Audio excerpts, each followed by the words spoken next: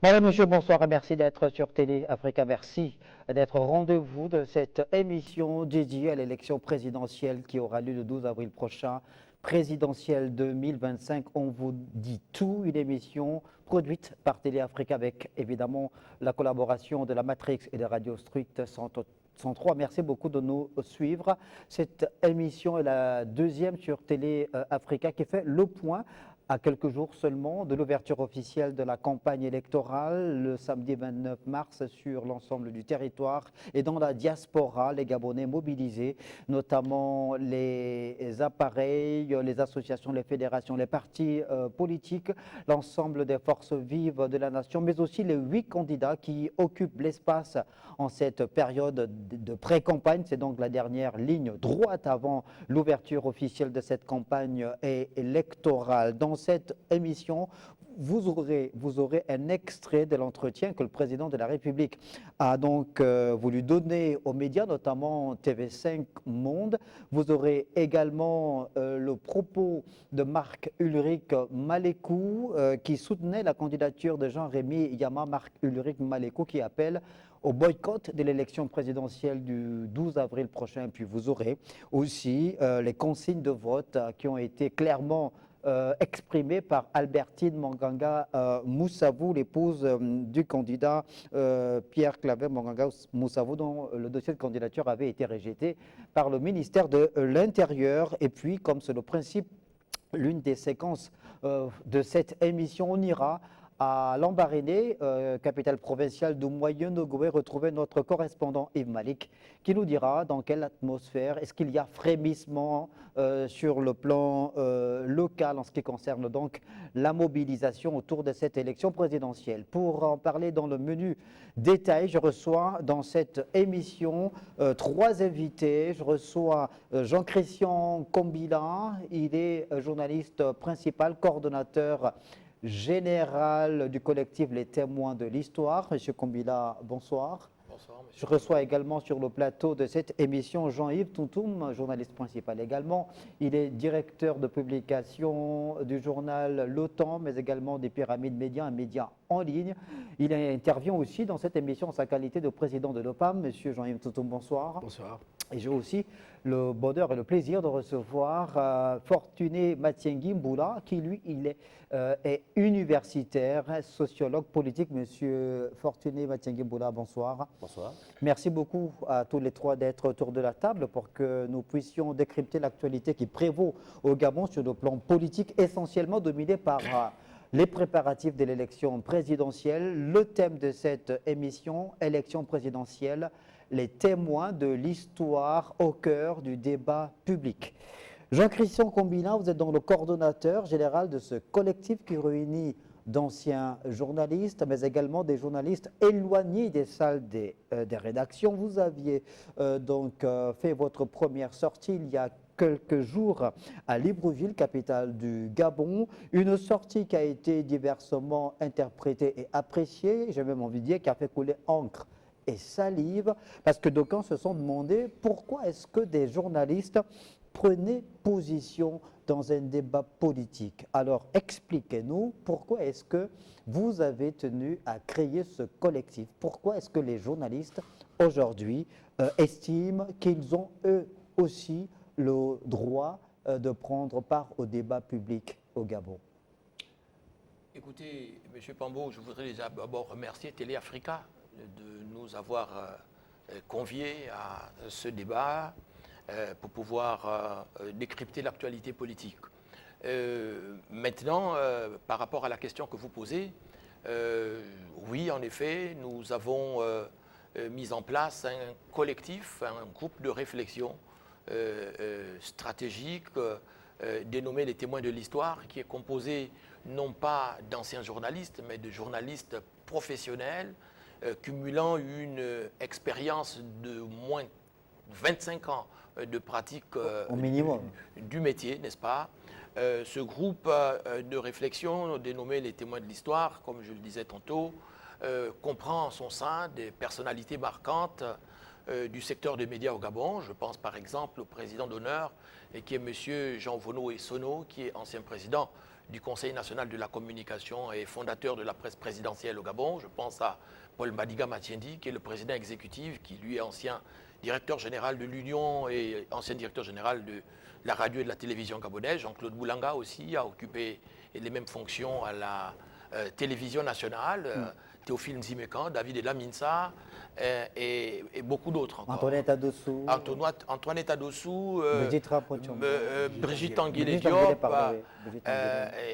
et beaucoup d'autres encore. Donc, nous avons mis en place ce collectif parce que le contexte l'exige.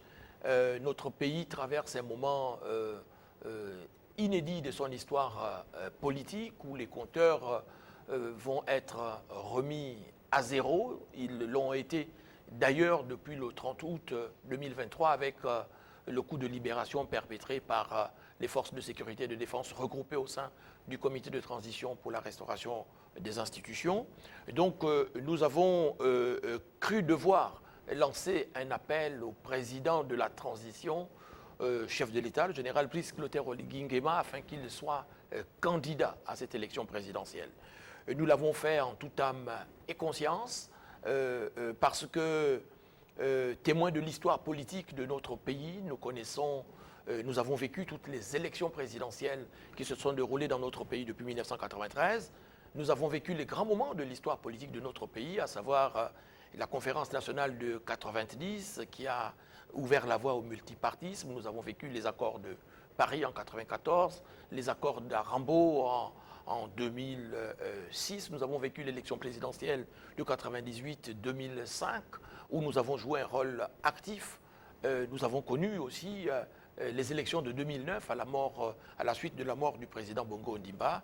Ensuite, les élections de 2016, 2023 et aujourd'hui, nous allons vivre cette élection présidentielle de 2025. Donc, fort de l'expérience accumulée sur le terrain, nous avons pensé que, après avoir été des journalistes qui rendaient compte de l'actualité, le contexte inédit que traverse notre pays est tel que, fort de notre expérience, nous devons pouvoir donner à nos compatriotes, n'est-ce pas, en toute humilité, les clés de lecture de cette période historique que nous traversons, car cette élection qui va avoir lieu dans peu de temps est une élection inédite, d'abord par le nombre de candidats, par l'origine politique des candidats. Pour une fois, on va avoir des candidats qui ne sont pas issus des formations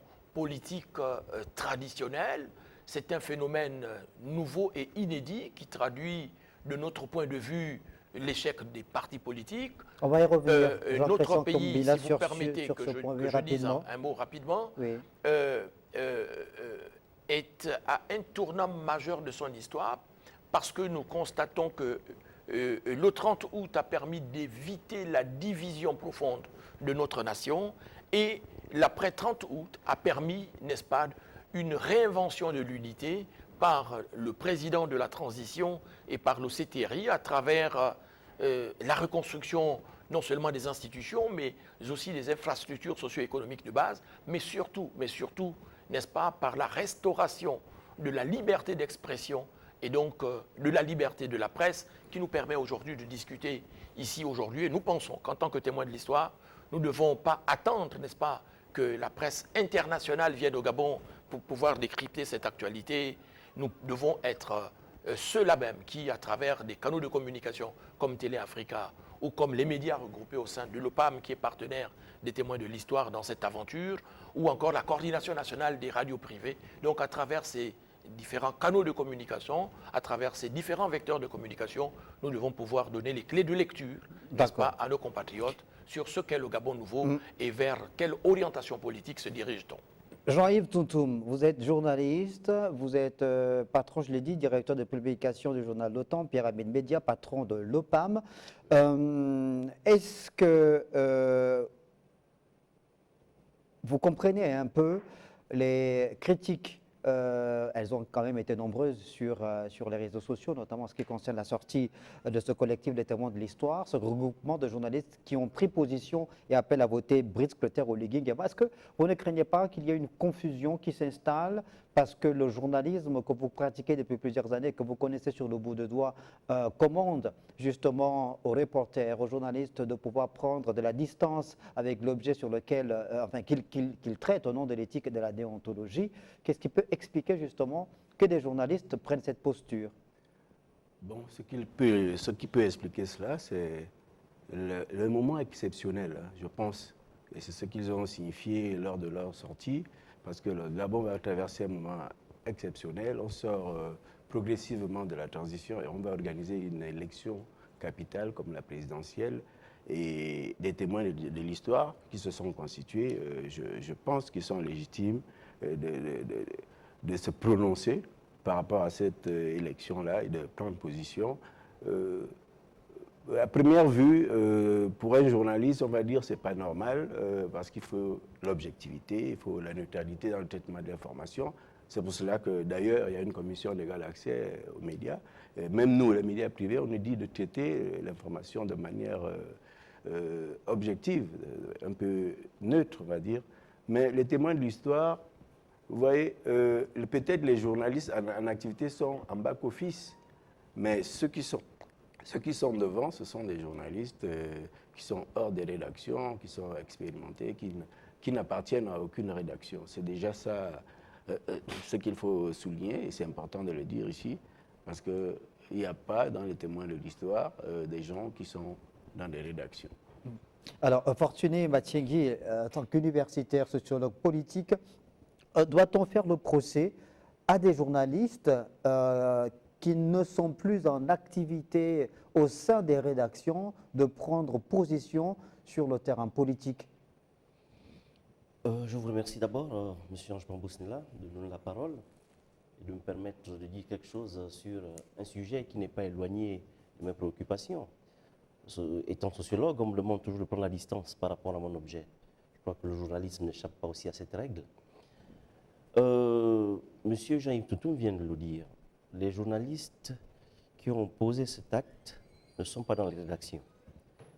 Mais si on leur avait demandé d'aller dans les rédactions, essayer de traiter un fait social, je ne doute pas qu'ils auraient pris des pincettes, ils auraient essayé de prendre toutes les précautions pour avoir un rendu crédible scientifique. Or, là, ils ne sont pas en activité. Je les vois plutôt comme une sorte de syndicat, même si ce n'est pas le nom. Je m'explique. Le journalisme, et pour ne pas parler de la communication de façon générale, depuis 1990, a connu beaucoup de problèmes, comme tant d'autres secteurs. Ils ne le font pas de façon fortuite. Il y a des enjeux derrière. C'est aussi une manière de placer la communication, et notamment le journalisme, dans la nouvelle configuration qui est en train de se dessiner. Reconfiguration qui a commencé à partir du 30 août 2023. C'est une manière de faire signe, de dire attention, alors le journalisme qui est là, il y a des jeunes, mais il y a des anciens qui ont pris la retraite et peut-être qu'ils ne vivent même pas bien de leur retraite. C'est le moment aussi de penser à eux. Prendre position, c'est faire appel.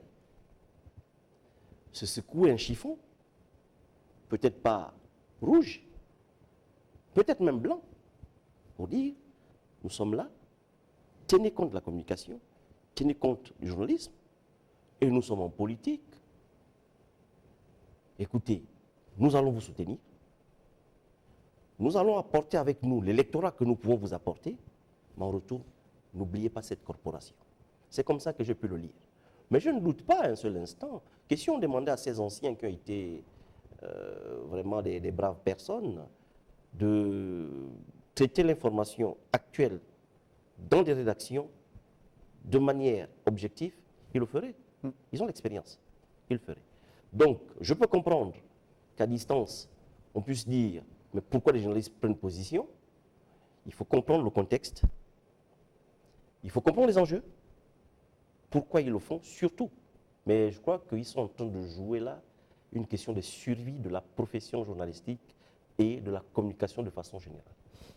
Jean-Christian Combilin, avant de revenir sur cet aspect lié justement à ces propositions que pourrait faire le collectif des témoins de l'histoire, donc de ces journalistes chevronnés dans la prise en compte des problématiques qui doivent nécessairement trouver des solutions pour l'amélioration des conditions de travail et de vie des hommes de médias au Gabon. Peut-être revenir évidemment sur le profil que vous représentez en tant que collectif réunissant des journalistes éloignés des salles de rédaction et attachés à la chose politique, quand même, pour rappeler que sous d'autres cieux, on a vu d'anciens journalistes embrasser des carrières politiques. Certains sont devenus présidents de la République, comme Mobutu Sese Seko, qui a fait du journalisme, qui est devenu président, comme Noël Mamère, qui a été un journaliste qui s'est reconverti à la politique sur le plan de la lutte pour la préservation de l'environnement et de l'écologie dans le monde,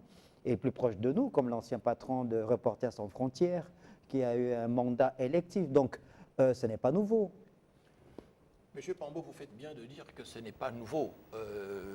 En tout cas, les confrères et aînés qui sont au cœur, n'est-ce pas, de la création de ce groupe de réflexion sur la vie politique de notre pays à partir de nos diverses expériences, n'est-ce pas, sont essentiellement des journalistes politiques qui ont dirigé des salles de rédaction, qui ont animé de grands débats politiques, de la vie politique de notre pays et qui ont donc la légitimité pour le faire.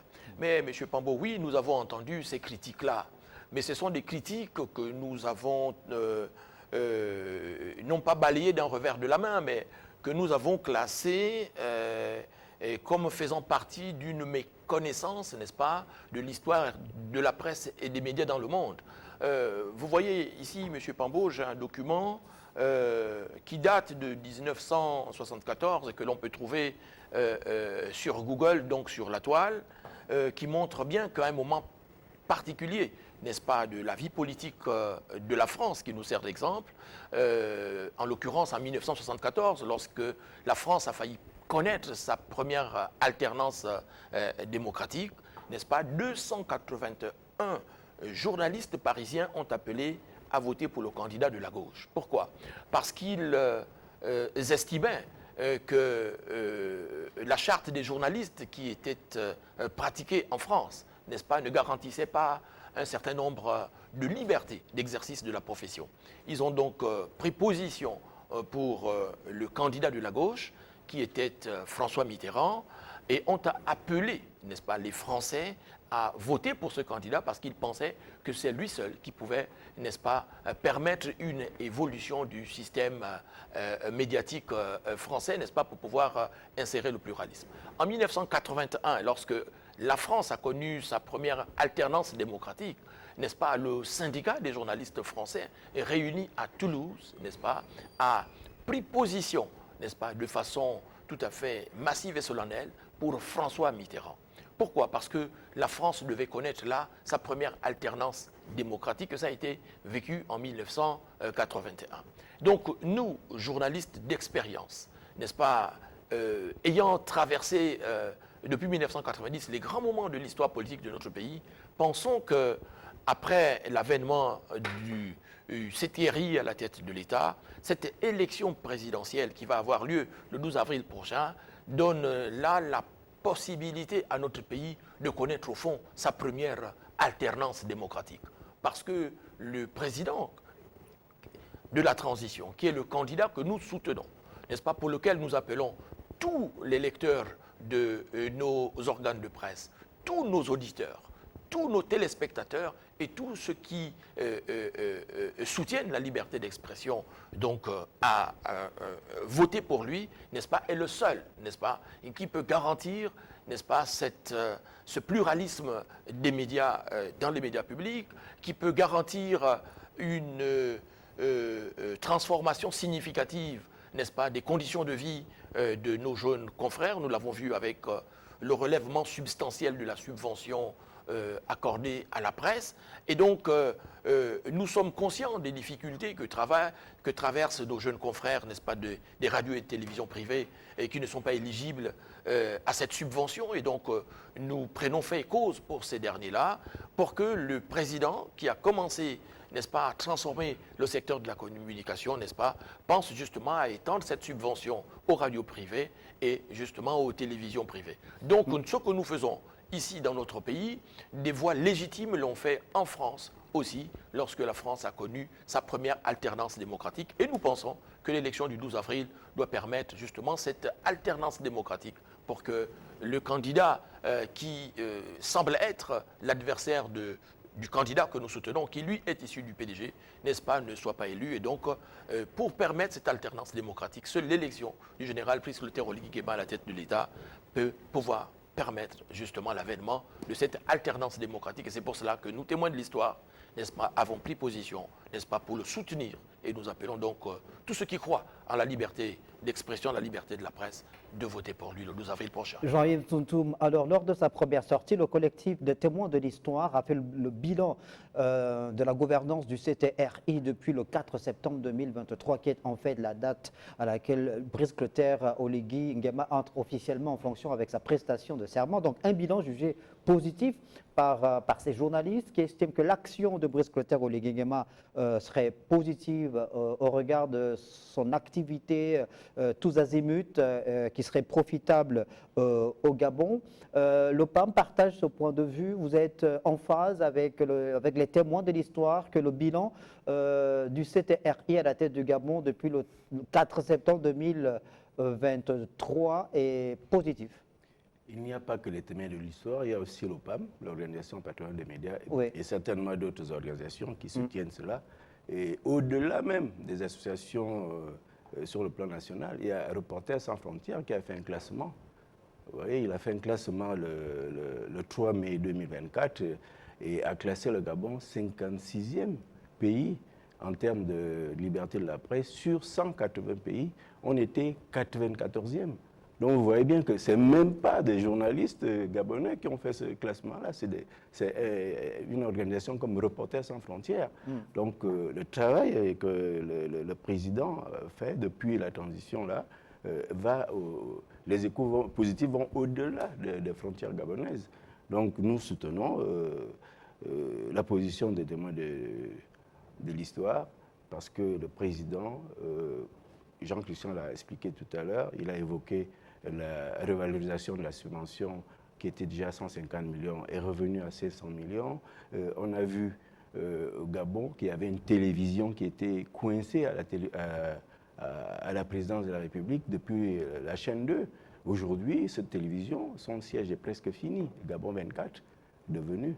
Donc il y a des postes budgétaires qui ont été mis au bénéfice des fonctionnaires, des journalistes du secteur public.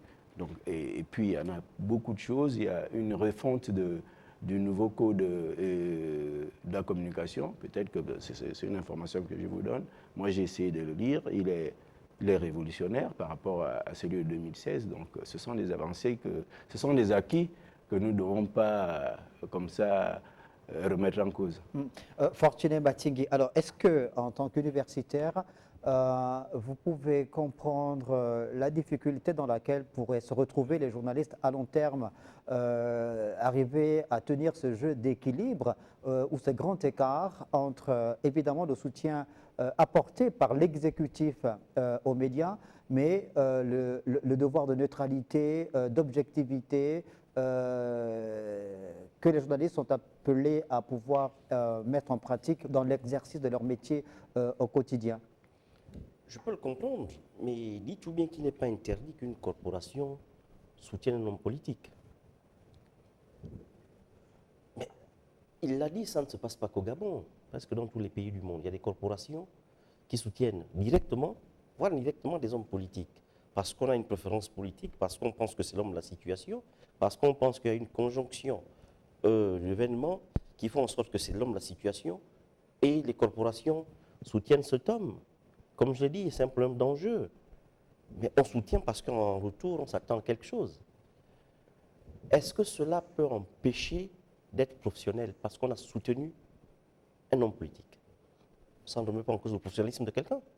Oui, Pas du tout. Oui, il faut peut-être poser la question autrement. Allez-y. Est-ce que les tenants du pouvoir peuvent comprendre évidemment que des journalistes à qui ils apportent leur soutien, même dans les missions régaliennes de l'État, parce qu'il y a des médias privés, il y a des médias de service public, donc l'État a la responsabilité de pouvoir accompagner ces médias de service public-là. Est-ce que l'État peut comprendre que ces journalistes travaillant, ces fonctionnaires, hein, travaillant dans les médias publics, ont cette obligation d'être objectifs, d'être neutres, de mettre en relief une information équilibrée? Ben, il faut que le pouvoir le comprenne. Naturellement, le pouvoir doit pouvoir le comprendre. Mais s'il pose cet acte, c'est parce qu'il y a toute une histoire. Il l'a dit depuis 1990. La communication, le journalisme, je veux même dire la communication politique, a été au cœur de la vie politique au Gabon. C'est-à-dire que la communication a été le porte-parole de la politique. Mais en retour, qu'est-ce que la communication a eu? Je crois qu'en toile de fond, c'est le problème qu'il pose. C'est peut-être une façon de dire au pouvoir politique, depuis 1990, nous pensons avoir bien fait notre travail, mais nous n'avons pas été rétribués à notre juste valeur. Il serait temps, avec ce soutien, de nous regarder un tout petit peu. C'est pourquoi je parlais d'enjeu. Qu'est-ce qu'il gagne à le faire? Mais il gagne à ce qui a été dit tout à l'heure, à la révalorisation des carrières, à la dotation d'un nouveau matériel, à des meilleures conditions de travail. Mais quand on parle comme ça de la communication, il n'y a pas que la communication. Il y a toutes les autres corporations. Bon, je vais un peu embrayer pour dire que, mais il n'y a même pas que la communication et le journalisme, même si les autres ne se prononcent pas. Parce que, je viens de le dire, il y a une conjonction d'événements qui font en sorte que le candidat Oligui soit le mieux placé pour remporter cette élection. Conjonction d'événements. C'est le sociologue qui analyse, qui décrypte, c'est ça? Bien entendu. Regardez un peu la création du rassemblement des bâtisseurs. Les rassemblements des bâtisseurs disent tous ceux qui veulent nous rejoindre au volontariat, venez nous retrouver. Ils ont dénombré la dernière fois 1200 associations. Ils sont à plus de 2000 aujourd'hui. Ils sont à plus de 2000. En fait, regardez ce que ça fait même à l'extérieur. Peut-être que nous, au Gabon, ne le voyons pas. Mais à l'extérieur, le rassemblement des bâtisseurs, donc le président Oligui est en train de se construire une légitimité qui ne se discute même pas. Il dit au volontariat. Mais ça peut se compter le nombre de signatures. On peut regarder, ça peut se compter. Il est en train de construire sa légitimité. Et s'il remporte cette élection, mais c'est parce qu'il a d'abord eu un travail de fond. Il allait chercher lui-même les électeurs par le rassemblement des bâtisseurs.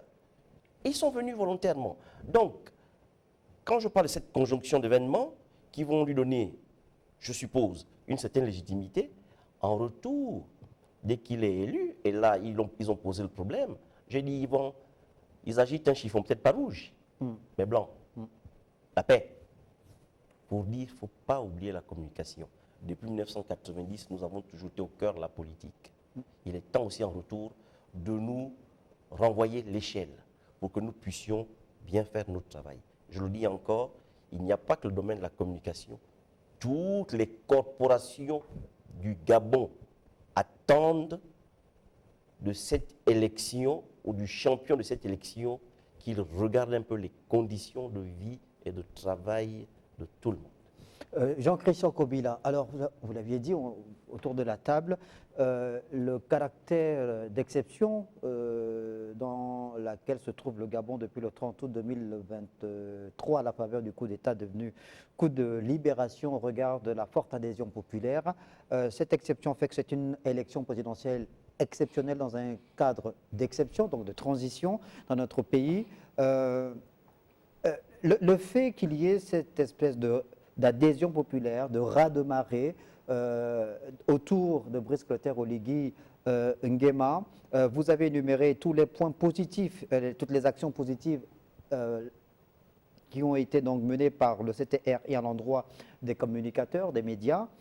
Est-ce que ça met les médias sous pression, la haute autorité de la communication sous pression par rapport à la neutralité, au devoir de neutralité parce que c'est une élection présidentielle qui voit la participation de 8 candidats. Et il faut évidemment mettre tout en place pour que ces 8 candidats-là bénéficient de la même couverture optimale de la part des médias de service public. Le contexte place inévitablement tout le monde, ou du moins chacun face à ses responsabilités. Et l'exceptionnalité de cette élection se comprend mieux lorsque l'on met en relation, n'est-ce pas, cette élection avec le processus démocratique historique de notre pays. Cette élection-là est unique. Elle est d'autant plus unique que que les précédentes élections, n'est-ce pas, ont vécu une couverture médiatique qui était propre à l'époque plus ou moins frileuse dans laquelle vivait notre pays. Aujourd'hui, notre pays vit une ère de liberté extraordinaire. Et donc, pour mieux comprendre cette ère de liberté, n'est-ce pas, nous, témoins de l'histoire, pensons que nous devons comparer, n'est-ce pas, ce qui s'est fait jadis à ce qui se fait maintenant. Et l'un des problèmes de notre pays, et au sujet duquel les témoins de l'histoire peuvent parfaitement apporter leur contribution, n'est-ce pas, dans la résolution de celui-ci, et c'est la construction d'une mémoire historique. Notre pays a besoin de mémoire.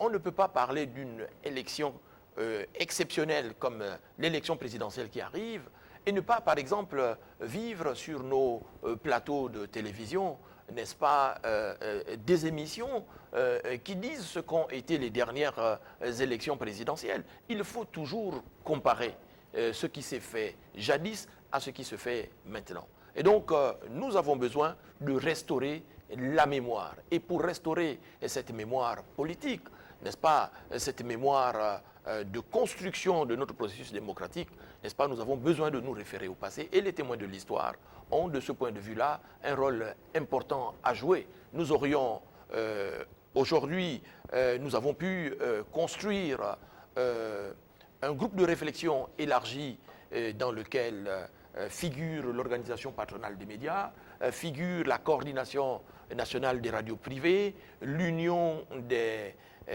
patrons de la presse indépendante du Gabon, mais aussi le CIPROCOM, la plus ancienne organisation, n'est-ce pas, des professionnels du secteur. Donc ensemble, nous réfléchissons, ensemble, nous concertons et nous pensons justement que ceux qui arrivent, n'est-ce pas, dans notre pays et pour la première fois, ne doivent pas avoir le sentiment de venir comme sur une île. Non, il y a eu une histoire, il y a une histoire qui a été vécue, il y a des témoins qui peuvent la raconter. Et ces témoins-là, ce n'est pas seulement nous, les journalistes, mais il y a des figures politiques et historiques marquantes de notre pays. Mais il y a aussi, Jean-Christian Kombila, il y a aussi le factuel, évidemment. Il y a aussi le factuel. Le factuel, c'est l'élection présidentielle qui se profile à l'horizon. L'importance pour les journalistes de faire, Jean-Yves Toutoum, je vais revenir vers vous, Fortuna Batiengui. Jean-Yves Toutoum, l'importance pour les journalistes de faire la promotion du débat pluraliste, du débat contradictoire sur les antennes de radio, de télévision, même dans les médias en ligne. Oui. Ou bien est-ce que la démocratie ne s'en trouverait pas mieux justement si on faisait davantage la promotion de ces débats contradictoires, de ce pluralisme d'expression? Il y a 8 candidats, il n'y a pas que Brice Clotaire Olinguingueba sur la ligne de départ. C'est ce qui garantit la liberté de la presse. Il y a 8 candidats. Normalement, chaque rédaction doit avoir les projets de ces 8 candidats pour traiter l'information de manière équitable. Parce que, comme je le disais tout à l'heure, il n'y a pas que la commission d'accès aux télévisions publiques, aux médias publics. Nos médias publics, nous faisons le même travail. Donc, il n'y a pas une presse qui traite l'information différemment parce qu'elle est au public ou elle est au privé. Récemment, la semaine dernière, déjà ces derniers jours, nous assistons certaines formations des journalistes liées à la couverture électorale. Organisé par la HAC et l'UNOCA. Organisé par l'UNOCA, la HAC, le PNUD, l'UNESCO. Il y a même le ministère qui a organisé aussi une journée de formation la semaine dernière. Donc tout ça, il n'y a pas de journalistes, c'est tout l'ensemble des journalistes qui étaient concernés. Et donc, pour faire quoi? Pour faire un travail de journaliste, pour nous ramener aux fondamentaux du journaliste, c'est-à-dire le traitement de l'information de manière équitable. Fortuna Batsegibou. Je voulais dire que la lecture des rapports de force de cette élection n'empêche pas les journalistes d'être objectifs. Par exemple, la HAC de faire son travail de redistribution équitable de la parole parmi les candidats. Il faut comprendre ici qu'il y a une certaine lecture des rapports de force en présence. Et suite à cette lecture des rapports de force, un groupe de journalistes, pour la plupart à la retraite, se sont prononcés et ont dit on va soutenir celui qui nous semble le plus à gagner cette élection. C'est une lecture qu'ils ont eu à faire. Ils ont fait une lecture sociologique, politique. Mais est-ce que ça empêche le travail des différentes rédactions? Ça n'empêche pas le travail de la HAC. Et dit tout bien que voici une institution qui, depuis un moment, fait bien son travail. J'ai parfois commis aussi des travaux d'étudiants sur le temps d'antenne des différents candidats. Mais tenez-vous bien, il y a des raisons qui ressortent. Parfois, les candidats de l'opposition refusent même de répondre aux appels. Là où on pense toujours qu'ils sont censurés. Non. Non, non, non. Parfois, les rédactions, les journalistes appellent tous les candidats, mais il y en a qui ne veulent pas venir. Bon, pour X ou Y raison. Donc, je ne suis pas là en train de dire que tout va bien dans le meilleur du monde au niveau de la communication des journalistes. Ce n'est pas cela que je dis. Je ne dis pas qu'il n'y a pas de journalistes partisans. Je ne le dis pas. Je suis en train de vous faire comprendre quelque chose. Il y a eu, de la part de certains compatriotes, une certaine lecture des événements. Et pour ne plus vivre ce qu'ils ont à vivre depuis 1990, ont décidé de soutenir un candidat. Ce candidat, pour eux, est celui qui pourrait l'emporter. Mais ce n'est pas fini. S'ils l'emportent, j'ai dit tout à l'heure qu'ils ont agité un chiffon, peut-être pas rouge, mais blanc. Une sorte d'appel, pour dire ne nous oubliez pas. Il est temps aussi que la corporation puisse trouver ses lettres de noblesse et que chacun puisse vivre de son travail. Parce que n'oubliez pas qu'ils regardent un peu ce que sont devenus les anciens communicateurs, les anciens journalistes. Mais comme dans beaucoup de secteurs, certains n'arrivent même pas à vivre de leur retraite. Est-ce que ça doit continuer comme ça? Et qui est à même de corriger ce genre de choses? Ils ont fait leur lecture. Est-ce que cela peut se comprendre? Moi, même pour ceux qui portent des critiques, je comprends bien. Mais c'est un problème de lecture de la situation politique, lecture du rapport de force et lecture de celui qui peut aider à corriger ces dysfonctionnements sociaux. Si vous permettez, juste un mot par rapport Rapidement, à ce oui. Alors, vous voyez, depuis 1993, première élection démocratique dans notre pays, les candidats, ou du moins le vainqueur, a toujours été issu d'un parti politique. Et les candidats ont toujours été investis par les partis politiques. Mais jamais auparavant, les journalistes ne se sont prononcés en tant que corporation en faveur d'un candidat. Or, cette année, nous l'avons fait en toute responsabilité parce que d'abord, nous constatons que le candidat que nous soutenons offre des gages républicains et de sacrifices dans le service de l'État que les autres candidats n'ont pas offert par le passé. Ce candidat que nous soutenons n'a pas de parti politique. Il n'est pas partisan. Et sa trajectoire professionnelle, n'est-ce pas, l'a préparé au service de l'État jusqu'au sacrifice suprême. Et donc nous, journalistes, n'est-ce pas, jamais partisans, et dont certains ont payé au prix fort, le fait de ne s'être pas engagé Non, de jamais façon partisan, partisane. jamais partisan, peut-être pas. Et non, jamais encarté dans les partis politiques. Oui, d'accord, ça oui. Et ceci a fait en sorte que certains d'entre nous l'ont payé au prix fort. Or, nous nous retrouvons aujourd'hui avec... Dont vous. Dont moi-même, n'est-ce pas, resté près de 12 ans, n'est-ce pas, sans Longue traversée du activité désert. et ayant subi de façon arbitraire cette traversée du désert. Mais bref, nous regardons vers l'avenir et nous comptons sur le président actuel de la transition pour pouvoir le corriger. Donc le président Brice Clotaire Oligui Nguema n'a pas de parti politique. Et donc il n'est pas partisan.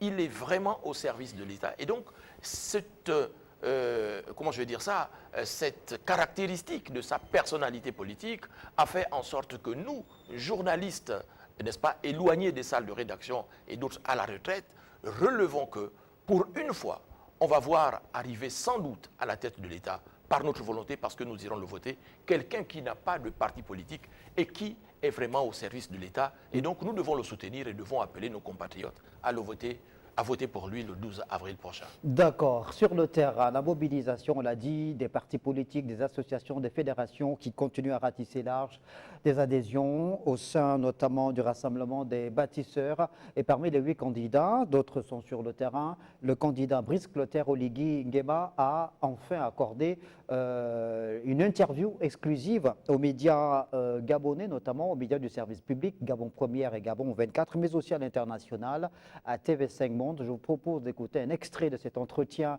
de Brice Clotaire Oligui Nguema à voir sur TV5 Monde, dans lequel il revient sur ce caractère inclusif de la transition lancée depuis le 4 septembre 2023. Vous avez dans votre gouvernement, Monsieur le Président, beaucoup de membres issus du PDG, le parti d'Ali Bongo. Donc finalement, pas véritablement de rupture. N'y a-t-il pas un risque avec votre présidence que ce système perdure? Le système ne perdure pas. Et je ne le pense pas. Depuis le 30 août, j'ai été inclusif. Je travaille avec tous ceux qui peuvent m'accompagner et qui ont la volonté pour que ce Gabon change. Les PDGistes, ce sont des Gabonais et je ne suis pas PDGiste. Dans mon gouvernement, ils ne sont que 5 sur 35. Je suis aussi pour la rupture. La rupture des mauvaises mentalités. La rupture avec les mauvaises habitudes. La rupture avec ce système. Mais pas la rupture pour tuer ou marginaliser certains Gabonais. Voilà, c'était donc là l'extrait de cet entretien que Brice Clotaire Oligui Nguema, président de la transition, président de la République et candidat à l'élection présidentielle, a donc donné à TV5 Monde. Tout de suite après cet autre extrait de Marc-Ulrich Malekou, qui avait notamment soutenu le non lors du référendum du 16 novembre 2024 et qui soutenait la candidature de Jean-Rémy Yama. Lui, il est à rebours du propos de Brice Clotaire Oligui Nguema. On l'écoute. La coalition pour la rupture avec la France-Afrique, le système Bongo-PDG-CETRI est un regroupement de Gabonais de l'intérieur, donc vivant au pays, et de ceux de la diaspora. Nous appelons au boycott parce qu'il s'agit justement d'une élection dans laquelle aucun candidat retenu pour ce scrutin ne répond à l'idéal idéologique de notre alignement politique. Notre idéal idéologique réside dans la fin des accords avec la France-Afrique, des accords vassaliques, et également la fin de son bras armé qui s'appelle le système Bongo-PDG, qui précarise les Gabonais depuis plus de 60 ans. Notre objectif est d'éventrer ces deux monstres qui sont responsables des malheurs des Gabonais et de la prise en otage du pays. Et tant qu'aucun candidat n'a chevillé au corps ses valeurs politiques et idéologiques, puisqu'il n'y a pas de représentants retenus parmi ceux qui sont sur les starting blocks pour défendre ces valeurs, alors nous estimons que cette élection est un regroupement des personnes qui défendent tout Voilà, Fortuna Batigué, est-ce que vous pensez que cette posture prise par Marc-Ulrich Malekou est utopiste? On a écouté Brice Clotaire Oligui-Nguema dans l'extrait de l'entretien accordé à TV5 Monde qui estime lui être dans la rupture, mais qui a mis en place une inclusivité en permettant à l'ensemble des forces vives de la nation d'apporter leur pierre à l'édifice dans la construction de ce Gabon en restauration. Quand Marc-Ulrich Malekou, lui, pense qu'il y a simplement une forme de reproduction d'un schéma désuet, d'un schéma mis en relief par l'ancien système. Vous savez, M.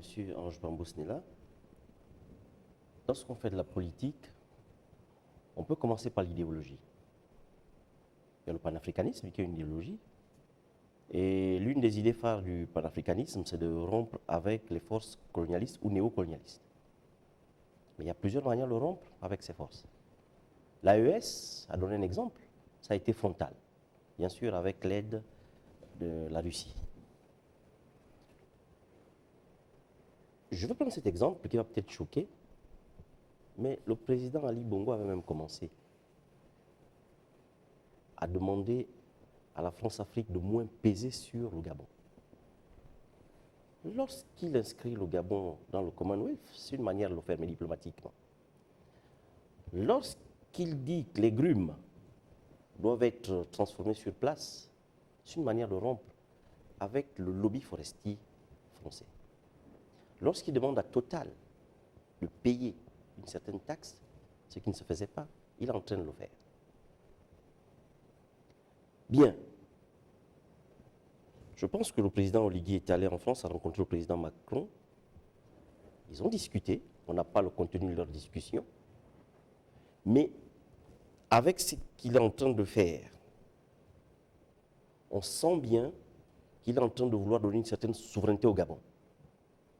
Il passe par le bas, ce n'est pas de manière idéologique.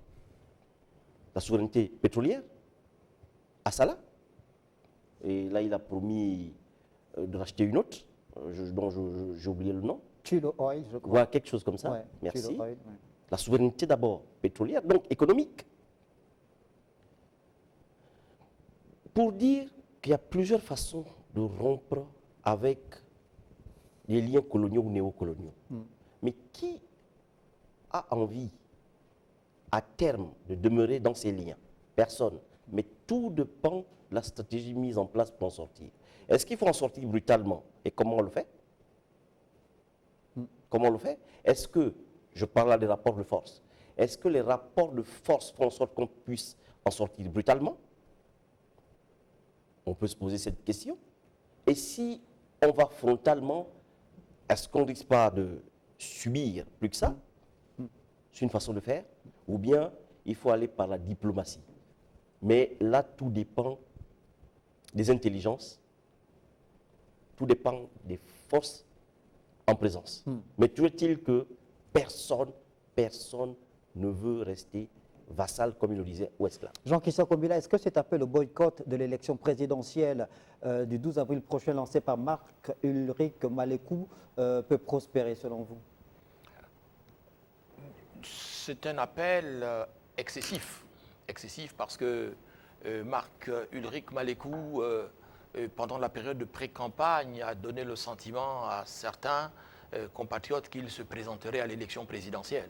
Et donc, il ne s'est pas présenté à l'élection présidentielle. Il a décidé d'assujettir sa candidature ou sa potentielle candidature à celle de M. Yama. Et donc, si lui-même n'est pas candidat aujourd'hui, ce n'est pas tant la faute des organes de la transition, c'est parce qu'il n'a pas voulu être candidat, il a préféré, n'est-ce pas, aller soutenir Jean-Rémy Yama. Donc il ne peut s'en prendre qu'à lui-même.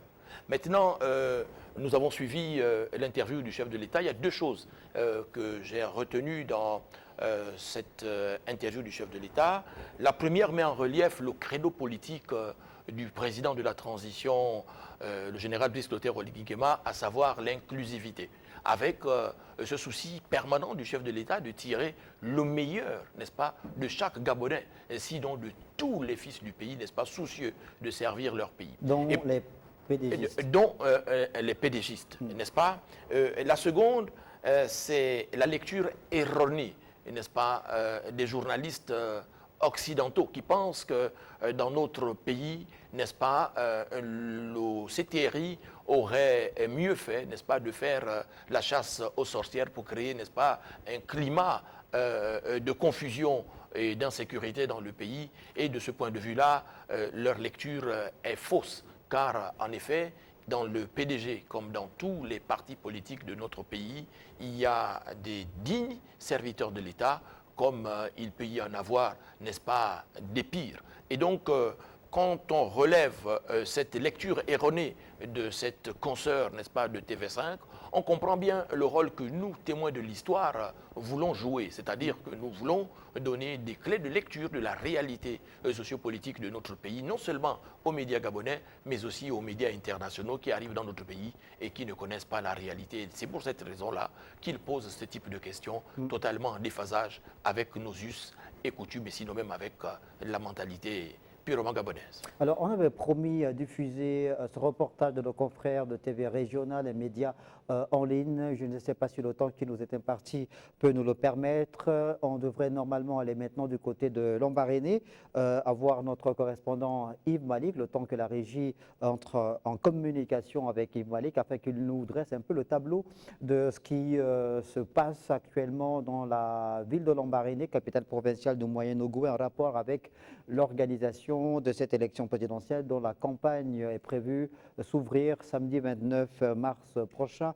Jean-Yves Ntuntum, le président de la République donc, qui s'est exprimé dans les médias nationaux, deux chaînes de télévision nationales donc, Gabon Première et Gabon 24 sur TV5 Monde pour l'international. Le timing, selon le journaliste que vous êtes expérimenté, vous trouvez que le timing il est bon? Il est bon parce que tout le monde se posait des questions à quel moment et le président va s'exprimer dans la presse gabonaise. Et hier, on a eu la réponse. Et lui-même, il a d'abord justifié pourquoi il n'a pas parlé dans la presse, parce que selon lui, aucun média national ne l'a sollicité. Et en plus, il est sur le terrain, il ne peut pas passer assez de temps pour se répandre à la presse. Ce qui est normal, vu le travail qu'il fait sur le terrain et les chantiers qui sont ouverts ici et là. Je pense que chaque président, lui en particulier, il a une façon de faire. Il a choisi, on va dire quoi, la rupture apaisée. La rupture apaisée qui fait que tous les Gabonais soient ensemble et construisent le pays. On va du côté de Lambaréné pour faire ce point avec notre correspondant local Yves Malik. Bonsoir, pardon. Bonsoir à tous. Merci beaucoup d'être dans cette émission présidentielle 2025. On vous dit tout. Alors, la campagne pour le compte de l'élection présidentielle du 12 avril prochain s'ouvre ce samedi 29 mars prochain, à quelques jours justement de l'ouverture officielle de la campagne électorale. Comment ça se passe du côté de Lambaréné sur le terrain? Est-ce que vous sentez une forme de frémissement dans les rues de la ville du Dr Schwezer? Alors, il faut déjà rappeler qu'il s'agit effectivement, comme vous l'avez signalé un peu plus haut, c'est l'élection présidentielle. C'est un moment clé dans la vie politique d'un pays. Il faut signaler que l'élection, justement, le moyen par lequel les populations ou les électeurs élisent leurs dirigeants. Et là, il s'agira d'élire le président de la République pour les 7 prochaines années. Alors, c'était un moment clé, je disais tantôt, et sur le terrain, pour faire une analyse assez réaliste. Alors, on a un peu... C'est un peu timide pour le moment, pas grand-chose sur le terrain, la vie est toute normale. Par contre, on constate, notamment en week-end, une espèce d'offensive menée par les associations sur le terrain, donc qui ferait un peu écran aux partis politiques classiques. Les associations connaissent un foisonnement assez important sur le terrain depuis quelque temps, c'est une véritable reconnaissance. Et vraiment, c'est une offensive plutôt à l'avantage du candidat Brice Clotaire ou Guindéma, il faut le signaler, parce que ces associations ne prêchent que pour cette chapelle-là. Mais en face aussi, on a du mal à trouver des sons de cloche discordants. Rappelez également qu'il n'y a pas longtemps, il y avait la tournée d'Alain-Claude Billet-Binzé au opposants, on va dire, pour des raisons évidentes. Donc, qui était secrétaire également, qui avait mené quelques activités. Voilà, Alain-Claude Bilibizé dans la province du Moyen-Ogooué, plus particulièrement à Lambaréné, où il avait échangé avec les populations de la capitale provinciale du Moyen-Ogooué. Vous aviez parlé tout à l'heure de la mobilisation des associations. Est-ce que c'est dans cette vaste campagne d'adhésion lancée par le Rassemblement des bâtisseurs? Alors, effectivement, si j'ai bien compris votre question, le Rassemblement des bâtisseurs est vraiment la plateforme associative la plus présente. Hein. Il ne s'agit pas seulement de Lambaréné, un peu partout. On la trouve très, très, très présente, la voix très, très présente, qui ratisse très, très large. Tout le monde vraiment court pour intégrer cette plateforme, puisqu'il y a eu des appels qui demandaient effectivement aux populations, aux compatriotes de pouvoir intégrer cette plateforme-là. Donc, c'est la plateforme la plus en vue, puisque chaque semaine, elle mène quand même quelques activités dans les localités. Là, elle était présente à Lambaréné pour mener une autre activité. Et on sait, hein, c'est un peu ce scénario qu'on aura un peu pendant ces jours de campagne, où on aura les bâtisseurs qui seront très présents et puis d'autres associations dans la même fourchette qui vont accompagner la campagne du président de transition. Dernière question, Yves Malik. Alors, on sait que vous êtes un homme de terrain, vous avez accès quasiment à tous les milieux. Est-ce que vous sentez que les populations accordent un intérêt à cette élection présidentielle du 12 avril prochain? Oui, il faut le signaler, je le disais tantôt plus haut, l'élection présidentielle, c'est un moment clé dans la vie d'un pays, notamment pour les populations. Personne ne s'amuserait effectivement même si, effectivement, dans la vie politique du pays, il y a eu une espèce de ralentissement de l'intérêt de l'élection, mais quand même, depuis par exemple le coup de libération d'août 2023, il y a un intérêt, les Gabonais reviennent peu à peu aux élections. Vous allez voir, là par exemple, après l'élection, on aura certainement des élections locales et législatives. Il y a un intérêt particulier. Tout le monde, chacun de nous veut donner. Quand je dis chacun de nous, on est obligé de s'inclure là-dedans aussi, parce que nous sommes quand même des citoyens, des compatriotes, nous sommes des Gabonais, de s'inscrire dans la vie politique du pays. Et là, l'élection présidentielle, c'était un moment, c'était un choix. C'est un choix quand même, chacun de nous doit apporter. Ce ne serait pas bien quand même de voir qu'il y a une élection, d'autres personnes vont pouvoir apporter leurs décisions, et nous, on sera là en marge. Non, je pense que tout le monde gagnerait à s'impliquer effectivement dans cette atmosphère-là, dans cet épisode-là, dans cette ambiance-là. Merci beaucoup, Yves Malik. Merci pour votre intervention dans cette émission. On aura le plaisir de vous retrouver dans les prochains jours pour nous donner une autre lecture de cette actualité en rapport avec l'élection présidentielle qui sera organisée le 12 avril prochain, notamment du côté de la province du Moyen-Ogooué.